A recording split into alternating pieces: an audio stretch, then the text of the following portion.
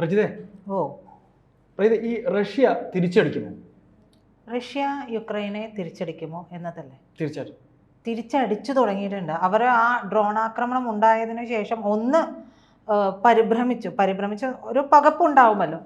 അങ്ങനെ ഉണ്ടായെങ്കിൽ പോലും അവരപ്പം തന്നെ ബലിസ്റ്റിക് മിസൈലൊക്കെ ഉപയോഗിച്ചു എന്നുള്ളതാണ് പുറത്തു വരുന്ന വിവരം. ഇപ്പൊ അവരുടെ ബെലായ, ഡയഗിലേവോ, ഇവാനോവോ, സെവേർണി, ഒലെന്യ, ഉക്രൈൻക എന്നീ 5 വ്യോമതാവളങ്ങളിലെ റഷ്യൻ വ്യോമസേനയുടെ ദീർഘദൂര വ്യോമയാന ആസ്തികൾ, അതായത് ദീർഘദൂര മിസൈലുകളെ ലക്ഷ്യമിട്ടായിരുന്നു യുക്രൈൻ്റെ ആക്രമണം അത്രയും ഉണ്ടായത് എന്നുള്ളതാണ്. നമ്മൾ ആദ്യം കേട്ടത് ഒരു സ്ഥലത്തു നിന്നാണ്. ഇതിപ്പോൾ ഒന്നിലേറെ സ്ഥലത്താണ് ആക്രമണം നടത്തിയിട്ടുള്ളത്. അപ്പോൾ അത്രയേറെ പകപ്പ് അവർക്കുണ്ടെങ്കിൽ സ്വാഭാവികമല്ലേ, കലിമുണ്ട് അവിടെ കിടന്ന് തുള്ളിയിട്ടുണ്ടാവും പുടിൻ അപ്പോൾ തന്നെ ഏതെങ്കിലും ഒരു രീതിയിൽ തിരിച്ചടിക്കുക, ഏതെങ്കിലും അല്ല ബലിസ്റ്റിക് മിസൈൽസ് ഒക്കെ ഉപയോഗിച്ചു എന്നുള്ളതാണ് പുറത്തു വരുന്ന വിവരം. അപ്പോൾ അതിനുശേഷം ഇനി എന്ത്?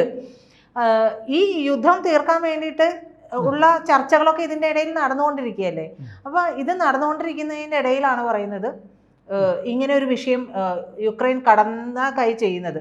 ആ കടന്ന കൈ ചെയ്യുമ്പോൾ തിരിച്ചടി പിന്നെ ഉറപ്പാണ്. പിന്നെ ഈ സമയത്ത് ഇനിയിപ്പോൾ റഷ്യ ഇത് പിടിച്ചെടുക്കോ, യുക്രൈൻ പിടിച്ചെടുക്കുക എന്നുള്ളതാണ് ഞാൻ ചിന്തിക്കുന്ന ഒരു കാര്യം. അപ്പോൾ സൈനിക ശക്തിയുണ്ട്, അതുണ്ടല്ലോ, അവർക്ക് പണ്ടേ പിടിച്ചെടുക്കാമായിരുന്നല്ലോ. ഒരു എക്സ്ക്യൂസ് കൊടുത്ത് ഇട്ടിരുന്നത് അത് റഷ്യക്ക് അറിയാം. നമ്മൾ ഇന്നലെയും സംസാരിച്ചപ്പോൾ പറഞ്ഞു, റഷ്യക്ക് അറിയാം യുക്രൈനെ ഇതിനു മുന്നിലേക്ക് തള്ളിവിടുന്നത് ആരാണ് എന്നൊക്കെ റഷ്യക്ക് അറിയാം. അപ്പൊ എന്തായാലും റഷ്യ എങ്ങനെ ആക്രമിക്കും എന്നുള്ളതാണ് ഇപ്പം ലോകം ഏറെ കൗതുകത്തോടെ ക്യൂരിയോസിറ്റിയോടുകൂടി നോക്കിക്കൊണ്ടിരിക്കുന്നത്. കാരണം അണുവായുധം വരെ പ്രയോഗിക്കാനുള്ള സാധ്യതകൾ ഉണ്ട് എന്ന് പറയുന്നുണ്ട്. അണുവായുധമായിരിക്കാം പ്രയോഗിക്കുന്നതെന്ന് ഒരു ഭാഗത്ത് നിന്ന് പറയുന്നു. അതല്ല, അണുവായുധത്തേക്കാൾ ഭീകരമായ മറ്റൊന്ന് കയ്യിലുണ്ട്, കയ്യിലുണ്ട് എന്നുള്ള വിവരവും വരുന്നു. അത് സ്റ്റാൻഡ് ബൈ ആയിട്ട് ഓൾറെഡി നിർത്തിക്കഴിഞ്ഞു. അത് നമ്മൾ പറയില്ലേ, പുടിൻ ഇങ്ങനെ ഒന്ന് മൂളിക്കഴിഞ്ഞാൽ സംഭവം അവിടെ നിന്ന് പോകും എന്നുള്ളതാണ് വിവരം. അതായത് RS-26 എന്ന് പറയുന്ന മിസൈലാണ് ഈ പറയുന്ന റഷ്യ എന്താ പറയുക സ്റ്റാൻഡ് ബൈ ആയിട്ട് നിർത്തിയിരിക്കുന്നത് എന്നാണ് പറയുന്നത്. അപ്പോൾ ഇതൊരു ഇൻ്റർമീഡിയറ്റ് റേഞ്ച് ബലിസ്റ്റിക് മിസൈലാണ്. അപ്പോൾ അതിൻ്റെ ഒരു വേഗത എന്ന് പറയുന്നത് മാക് 10 അല്ലെങ്കിൽ ഒരു 12300 മണിക്കൂറിൽ 12300 കിലോമീറ്റർ പോകുന്ന ഒരു മിസൈലാണ്. കണ്ണിങ്ങനെ അടച്ചു തുറക്കേണ്ട നിമിഷം പോലും വേണ്ടി വരില്ല. അതെ, അങ്ങനെയാണ്. കണ്ണടച്ച് തുറക്കേണ്ടവേ എന്ന് പറയുന്നത് പോലെ നമ്മൾ അതെ, അങ്ങനെ അങ്ങ് പോകുന്ന സംഭവമാണ്. അപ്പം ഇതൊരു ന്യൂക്ലിയർ ബോംബിനേക്കാൾ തന്നെ, അല്ലെങ്കിൽ ന്യൂക്ലിയർ ബോംബ് പോലെ, അല്ലെങ്കിൽ ഒരുപക്ഷെ അതിനേക്കാൾ കൂടിയ ഇനം എന്ന് പറയില്ലേ, അത്തരത്തിലുള്ള ഒരു മിസൈലാണ് ഈ പറയുന്നത്. ഇപ്പോൾ ഈ ഒറഷ്നിക് എന്നാണ് ഈ മിസൈലിനെ പറയുന്നത്, RS-26 ഒറഷ്നിക് മിസൈൽ. ഇപ്പോൾ പലയിടത്തും വന്നു കഴിഞ്ഞു, ഒറഷ്നിക് മിസൈൽ ആയിരിക്കാം ഇത്തരത്തിൽ ഉപയോഗിക്കുന്നത് എന്നുള്ളതാണ്. അപ്പം ഇത് ഉപയോഗിക്കുന്നത് കൊണ്ട് എന്ത് ഗുണം? അല്ലെങ്കിൽ അണുവായുധമല്ലേ ഏറ്റവും മികച്ചത് എന്നുള്ളൊരു ചോദ്യം അവിടെ വരുന്നുണ്ട്. അപ്പോൾ ഇതാണെങ്കിൽ ശത്രുവിൻ്റെ ചാര ഉപഗ്രഹങ്ങൾക്കൊന്നും തന്നെ ഈ മിസൈലിനെ കണ്ടെത്താൻ പറ്റില്ല.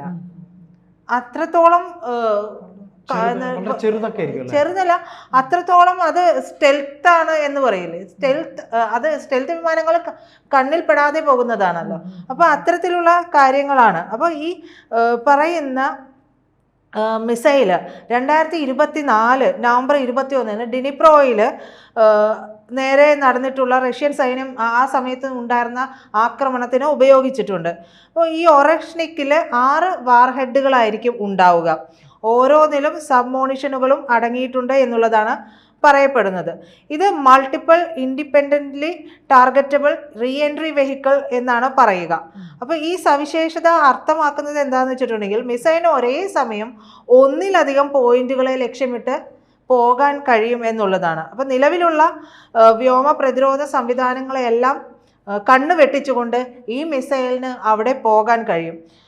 മാത്രമല്ല ഈ മിസൈലിനാണെങ്കിൽ 5800 മുതൽ 6000 കിലോമീറ്റർ വരെ അവിശ്വസനീയമായ രീതിയിലുള്ള ദൂരപരിധിയും പറയുന്നുണ്ട്. അങ്ങനെ യൂറോപ്പിലെയും ഏഷ്യയിലെയും മിക്ക ഭാഗങ്ങളിലേക്കും ഈ മിസൈലിന് എത്തിച്ചേരാൻ പറ്റുകയും ചെയ്യും. അപ്പോൾ ഈ ഒറേഷ്നിക് കയ്യിലുണ്ട് എന്നുള്ളത് സത്യത്തിൽ അണുവായുധമുണ്ട് എന്നുള്ളതല്ല, റഷ്യയുടെ പക്കൽ ഒറേഷ്നിക് ഉണ്ട് എന്നുള്ളതാണ് നാറ്റോ സഖ്യരാജ്യങ്ങളുടെ ഇടയിലുള്ള ഏറ്റവും വലിയ ഭീതി.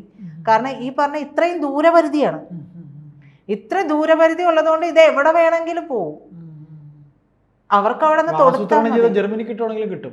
അതെ, നമ്മളെന്ത് പറയില്ലേ, ഇവിടെ അടിച്ചു കഴിഞ്ഞാൽ അവിടെ കിട്ടും എന്ന് പറയുന്നത് പോലെ അങ്ങനെയുള്ള ഒരു സംഭവമാണ്. അപ്പൊ ഈ പറഞ്ഞ മിസൈലിന് ചാര ഉപഗ്രഹങ്ങൾക്ക് പോലും ഒന്നും തൊടാൻ പറ്റില്ല എന്നുള്ളതാണ്. അപ്പൊ ഈ പറയുന്ന മിസൈലിന് ചാര ഉപഗ്രഹങ്ങൾക്ക് പറ്റില്ല എന്ന് പറയുമ്പോൾ ഈ മിസൈൽ അവിടെ ചെന്ന് ഈ ലക്ഷ്യം കണ്ടതിന് ശേഷമായിരിക്കും ചാര ഉപഗ്രഹങ്ങൾ ഇവർക്ക് റിപ്പോർട്ട് കൊടുക്കുന്നത്. ദാ ഇവിടെ ഒരുത്തൻ വരുന്നുണ്ടായിരുന്നു എന്ന് പറയുമ്പോഴേക്ക് ഇവിടെ നിന്ന് ആളുകൾ പറയാം വന്ന് സംഭവം നടത്തി പോയിട്ടുണ്ട് എന്ന് പറയുന്നത്. അതുപോലെ ഇരിക്കും ഇവിടുത്തെ ഒരു കാര്യങ്ങൾ എന്ന് പറയുന്നത്. അത്രയും ഭീകരമാണ്. 6 വാർ ഹെഡ് ഉണ്ട്. അപ്പൊ നമ്മൾ പറയില്ല ചിന്തിക്കുന്നതിന് മുമ്പേ നടന്നിരിക്കും എന്നൊക്കെ, ചിന്തിക്കുന്നതിനും അത്തരത്തിൽ പറയുന്നത് പോലെയുള്ള മിസൈലാണ്. അപ്പൊ അണുവായുധം എന്ത് എന്നുള്ളതാണ്. സ്പീഡിലായിരിക്കും ഇതിന്റെ കാര്യങ്ങൾ പോകുന്നത്. അപ്പൊ ഇതാണെങ്കിൽ ഈ പറയുന്നത് ഒരു മൊബൈൽ ഗ്രൗണ്ട് മിസൈൽ വിക്ഷേപണ സംവിധാനത്തിൽ നിന്നാണ് വിക്ഷേപിക്കുന്നത്. അപ്പോൾ അതുകൊണ്ട് തന്നെയാണ് ഈ ഒരു ചാര ഉപഗ്രഹത്തിനും ഇതിനെ തൊടാൻ പോലും പറ്റാതിരിക്കുന്നത്. ഉപഗ്രഹം ഒരു സ്ഥലത്ത് മാത്രം ഫോക്കസ് ചെയ്യും, മിസൈൽ മറ്റൊരിടത്തു നിന്ന് വിക്ഷേപിക്കുകയും ചെയ്യുമ്പോൾ അതിൻ്റെ വിക്ഷേപണ സംവിധാനം എവിടേക്കും പോകാൻ പറ്റും എന്നുള്ളതാണ്. മറ്റൊന്ന്, ഇതൊരു ആൻറ്റി മിസൈൽ തന്ത്രമുണ്ട് ഈ ഒറഷ്നിക്കിന്. അതായത് ഒരു മിസൈൽ തൊടുത്തു, ഈ മിസൈലിനെ ഏതെങ്കിലും ഒരു ഉപഗ്രഹം കണ്ടെത്തി എന്നുണ്ടെങ്കിൽ ഈ മിസൈലിന് ഇതിൻ്റെ ഗതി മാറി സഞ്ചരിച്ചു പോകാൻ പറ്റും. അങ്ങനെ ഉള്ള സംവിധാനം കൂടി ഈ ഒറഷ്നിക്കിനുണ്ട്. അപ്പോൾ കണ്ണ് വെട്ടിച്ചു പോകാൻ പറ്റും. ഇപ്പൊ ഈ മേഖലയിലൂടെ ഒറഷ്നിക് വരുന്നുണ്ട് എന്നുള്ളൊരു അറിയിപ്പ് യുക്രൈന് കൊടുക്കുന്നു. യുക്രൈൻ ഇവിടെ ഇട്ട് അവരെ തകർക്കാൻ ചിന്തിക്കുമ്പോഴേക്കും ഈ വിവരം ഈ ഒറഷ്നിക്കിന് വഴി ലഭിക്കുകയും അത് റഷ്യക്ക് വഴിമാറ്റി വിടാൻ സാധിക്കുകയും ചെയ്യുന്ന ഒരു ആന്റി മിസൈൽ സംവിധാനം കൂടി ഇതിനുണ്ട്. അങ്ങനെയുള്ള കാര്യങ്ങൾ കൂടിയുണ്ട്. അപ്പോൾ മിസൈലിൻ്റെ ഓരോ വാർഹെഡിനും ആണെങ്കിലും അതിൻ്റേതായിട്ടുള്ള പ്രൊപ്പൽഷൻ സംവിധാനമുണ്ട്. അപ്പോൾ ഓരോരോ മിസൈലിനെയും ഒരുപാട് വാർഹെഡുകൾ ഉള്ളതുകൊണ്ട് ശത്രുവിൻ്റെ മിസൈലിനെ കബളിപ്പിച്ചുകൊണ്ട് അതിൻ്റെ ഓരോ പോർമുനയ്ക്കും പല ദിശകളിലേക്ക് പോകാനും അവിടെയൊക്കെ നാശം വിതയ്ക്കാനും കഴിയുകയും ചെയ്യും. കൂടാതെ ഇതിൽ സ്ഥാപിച്ചിട്ടുള്ള ആയുധങ്ങൾ 4000 ഡിഗ്രി സെൽഷ്യസ് താപനില ഉൽപ്പാദിപ്പിക്കുകയും ചെയ്യുന്നുണ്ട്.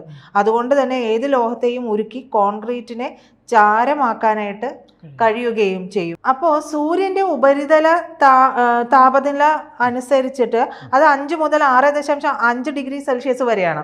അപ്പോൾ ഈ മിസൈൽ എവിടെ പതിച്ചാലും, ഈ താരതമ്യം അനുസരിച്ച് ഈ മിസൈൽ എവിടെ പതിച്ചാലും വളരെ ഉയർന്ന അളവിലുള്ള നാശം ഉണ്ടാവുകയും ചെയ്യും. അപ്പോൾ അണുവായുധം പ്രയോഗിക്കുമ്പോൾ ലോകമൊട്ടുക്ക് ഈ പറയുന്ന റഷ്യക്ക് നേരെ തിരിയൂ എന്നുള്ളത് കൊണ്ട് തന്നെ അണുവായുധത്തേക്കാൾ പ്രഹരശേഷിയുള്ള ഒറഷ്നിക് ആയിരിക്കും റഷ്യ തൊടുത്തു വിടുക എന്നുള്ളതാണ് നമുക്ക് ലഭിക്കുന്ന വിവരം.